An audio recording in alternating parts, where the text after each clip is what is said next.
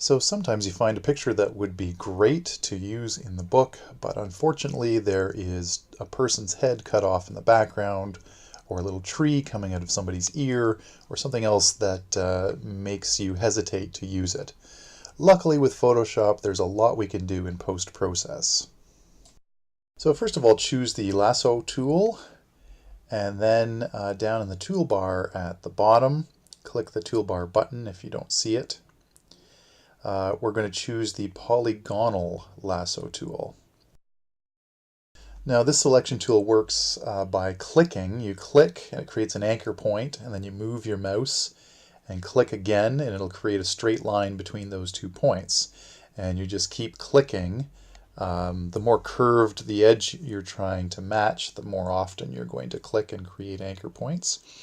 If you're not familiar with the tool, I would recommend loading up the selection tool video that I will provide a link to. The idea is that you want a really nice selection here to protect the edges of the foreground figures. Once you've got the edge protected, then you're just going to create a big selection around the area of the thing you want to remove. Double click when your selection's finished and it'll connect up the spot you're at with the place you started. So now that we've got our selection done, we're going to go up and create a new layer. And then we're going to go to the Clone Stamp tool. Now we're going to, I actually change it here to a hard-edged brush, but probably staying on a soft-edged brush is better. And make sure that the Sample All Layers is connected. So make sure your new layer is selected. And the way the Clone Stamp tool works is you hold Alt to create a target. See, the cursor will change there. And then when you go to Paint, you see how you can actually see where your brush circle is. It's showing you the spot that you targeted. So when you start clicking and painting, it's painting the area you targeted. You can see the little plus sign there is showing you what you are painting at that moment. And by doing this, you can actually clone or copy elements in the background to fill in over top of the thing that you don't want to see, which in this case is her head. So by cloning that window and cloning the line of the brick and those white lines, we can remove her and no one will notice. Now you have to be careful when you're doing this and keep track of where your target is. Here you can see that the plus sign just went into her shoulder, so I'm actually starting to copy her shoulder into that area, which I don't want. So you may have to go back and retarget areas frequently in order to get the things that you want.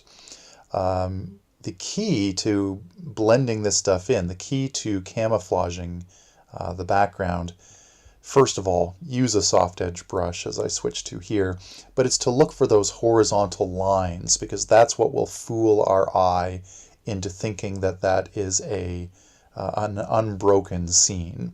So you always want the horizontal lines to look straight and unbroken. And the reason we have that selection there is because it's protecting the shoulders of the 2 figures in the foreground. We can't paint over top of their shoulder because we can only paint inside the selected area. It's worth noting that this technique won't always work.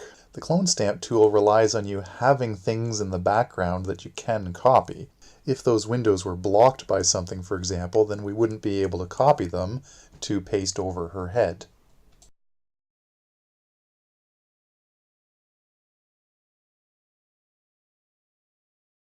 So when you're finished, you can Control D to deselect. And because we did that on a separate layer, it's called non-destructive editing. We have not changed the original photo at all. You can totally scrap that layer if you decide that you don't like what you've done. Now one last thing with this technique, because we had that sharp selection, you can see how the edge of his shoulder there looks much sharper than the more blurry soft edge up near his hood. So this is easily fixed. You just take the blur tool and just lightly kind of paint up and down over that edge, and that will soften it up so that it matches.